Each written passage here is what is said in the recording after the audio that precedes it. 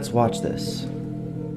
Why would you save money when they're printing money? Because that's what you've been told to do. They can print as much as they like. Then they tell you, go to school, you get a job, you become an employee, you pay taxes because you're working for money. There's a reason why Robert T. Kiyosaki, in his book, Rich Dad, Poor Dad, explains all about how money works, how the rich dad perspective, the poor dad's perspective, taxes, and those things people don't teach you. In school, for sure, they don't teach you, but they don't teach you it anywhere. They teach you, oh, you gotta go to school, you go to employee, you go to pay taxes, you go this, you retire when you're 70, pay pension, save up money, but you're saving money, but the bank is printing more. So what's the point? It's not like they're printing in physical. They just upload. Continue. Then they tell you to save money. Do you know why they tell you to save money? The system of banking, it's the banks run the world. The rich run the world. So let's say you save $1. The banking system can lend out 10. So the entire system is called the fractional reserve system. It's also printing money. They want you to save money so they can lend out your money 10 times. Your dollar became worthless 10 times. And then they used to pay you 10% interest on it. Now it's 1%. And they're still lending it out 10 times. The money is becoming worth less and less and less and less and less. Banks are getting richer and richer and richer. That's why I like to teach people a lot about cryptocurrencies and the system of blockchain, which gives all the control to us and not to the banking. There's only two reasons that men and women differ. One is cultural, and the other is biological. And if you minimize the cultural differences, you maximize the biological differences.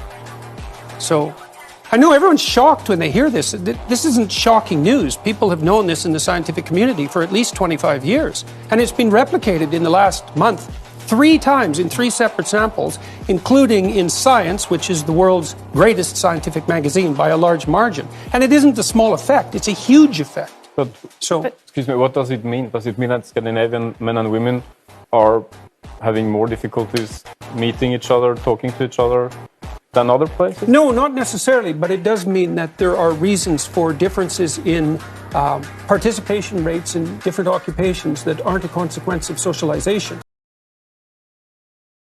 What is the most effective way that people can lose weight? One of the things... Eat less food, do more exercise. No, you were talking from the middle.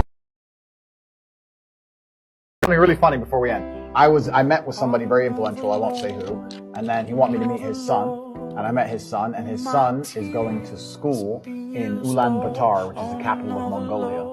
And he said, can I have a picture with you because my teacher wants to see it? And I said, why? And he goes, in our socioeconomics class in Ulaanbaatar, in the capital of Mongolia, we talk about it. That's great. That's sick. In Mongolia, we know that girls are getting fucked in saunas with... No,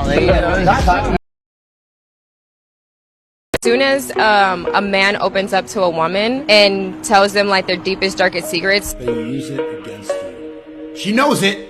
Be aware. Women tend to use that against men. And thank you.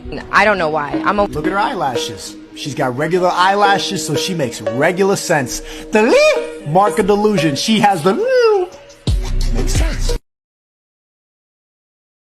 As a man gains more status, success, income, etc., the woman wins.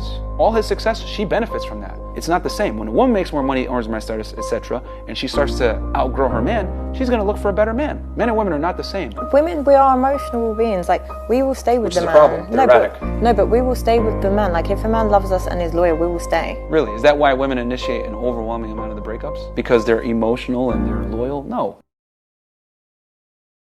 What would you say is the biggest lesson you've learned from the Tates? The biggest lesson I learned from the Tates is that you are in control of your own mind. The power of hypnotizing yourself. If I wake up in the morning thinking, I'm the man, I'm going to do great on this podcast, I live a great life, the sun is shining, then the day is going to be better. That's why everybody around the Tates has said positive things, because they are positive people. So I don't even entertain negativity anymore. I've enjoyed life a lot more because of that.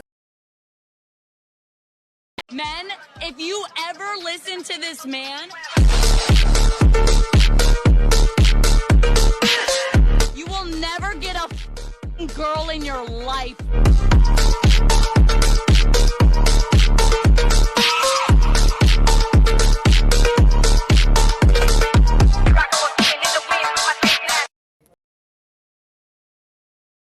And so Jung realized very rapidly that it wasn't technically possible for us to create our own values. And then partly the reason that's impossible is, well, okay, so generate your own values.